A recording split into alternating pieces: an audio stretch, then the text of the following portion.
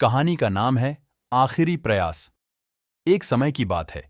एक राज्य में एक प्रतापी राजा राज करता था। एक दिन उसके दरबार में एक विदेशी आगंतुक आया और उसने राजा को एक सुंदर पत्थर उपहार में दिया।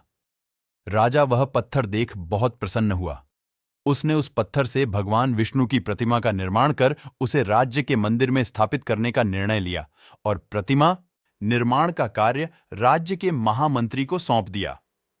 महामंत्री गांव के सर्वश्रेष्ठ मूर्तिकार के पास गया और उसे वह पत्थर देते हुए बोला, महाराज, मंदिर में भगवान विष्णु की प्रतिमा स्थापित करना चाहते हैं। 7 दिवस के भीतर इस पत्थर से भगवान विष्णु की प्रतिमा तैयार कर राजमहल पहुंचा देना। इसके लिए तुम्हें 50 स्वर्ण मुद्राएं दी जाएंगी। 50 स्वर्ण मुद्राओं की बात सुनकर मूर्तिकार खुश हो गया और महामंत्री के जाने के उपरांत प्रतिमा का निर्माण कार्य प्रारंभ करने के उद्देश्य से अपने औजार निकाल लिए। अपने औजारों में से उसने एक हथौड़ा लिया और पत्थर तोड़ने के लिए उस पर हथौड़े से वार करने लगा, किंतु पत्थर जस का तस रहा। मूर्तिकार ने हथौड़े के कई वार पत्थर पर किए, किंतु पत्थर नहीं टूटा। 50 बार प्रयास करने के उपरांत मूर्तिकार ने अंतिम बार प्रयास करने के उद्देश्य से हथौड़ा उठाया, किंतु यह सोचकर हथौड़े पर प्रहार करने के पूर्व ही उसने हाथ खींच लिया कि जब 50 बार वार करने से पत्थर नहीं टूटा तो अब क्या टूटेगा।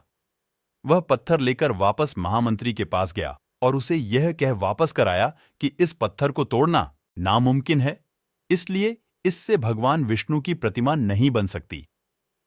महामंत्री को राजा का आदेश हर स्थिति में पूर्ण करना था, इसलिए उसने भगवान विष्णु की प्रतिमा निर्मित करने का कार्य गांव के एक साधारण से मूर्तिकार को सौंप दिया।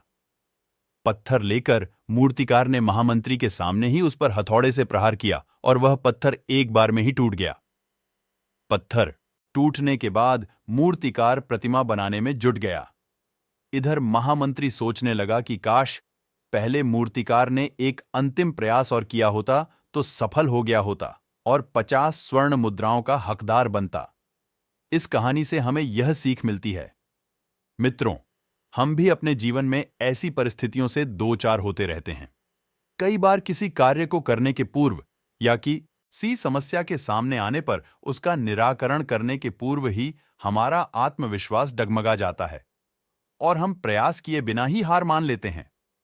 कई बार हम 1-2 प्रयास में असफलता मिलने पर आगे प्रयास करना छोड़ देते हैं, जबकि हो सकता है कि कुछ प्रयास और करने पर कार्य पूर्ण हो जाता या समस्या का समाधान हो जाता।